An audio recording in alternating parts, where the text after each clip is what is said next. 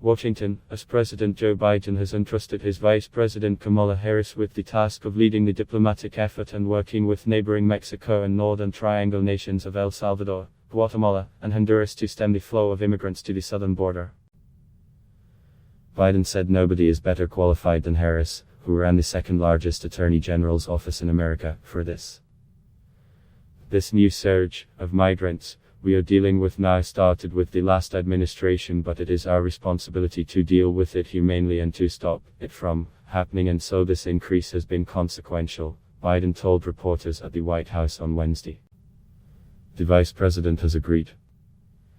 to lead our diplomatic effort and work with those nations to accept the returnees and enhance migration enforcement at their borders, and we are already talking with Mexico about that, he said.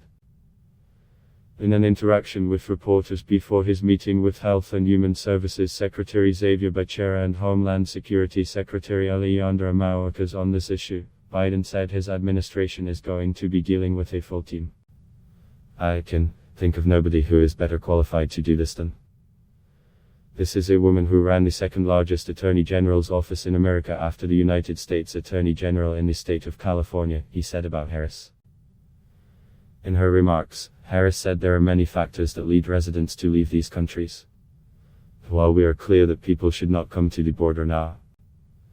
we also understand that we will enforce the law, she said. Harris stressed addressing the root causes that cause people to make the trek, as the president has described, to come here.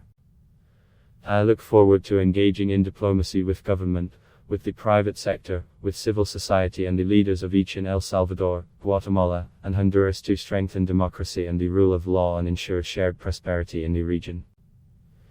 We will collaborate with Mexico and other countries throughout the Western Hemisphere, and as part of this effort, we expect that we will have collaborative relationships to accomplish the goals the president has and that we share, she said.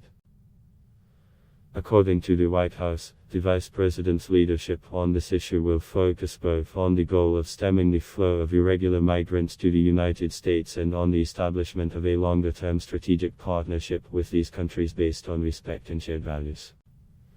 We need to deal with what's happening in the Northern Triangle and address it in a way that is about not only diplomacy, but bringing our allies together, Harris said.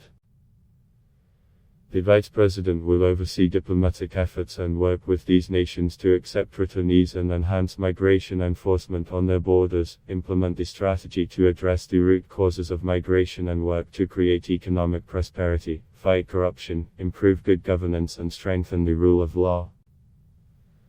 In addition, Harris will work closely with various cabinet members, including the Secretary of State and the Administrator for International Development, as well as the Special Envoy for the Northern Triangle.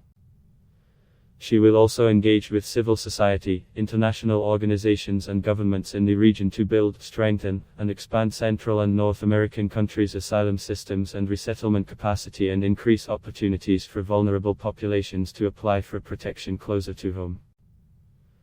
Meanwhile, the Department of Defense approved a request for assistance from the Department of Health and Human Services, HES, to temporarily house unaccompanied migrant children at a vacant dormitory at Joint Base San Antonio Lackland, Texas, and an area of land on Fort Bliss, Texas, to construct a suitable temporary housing facility.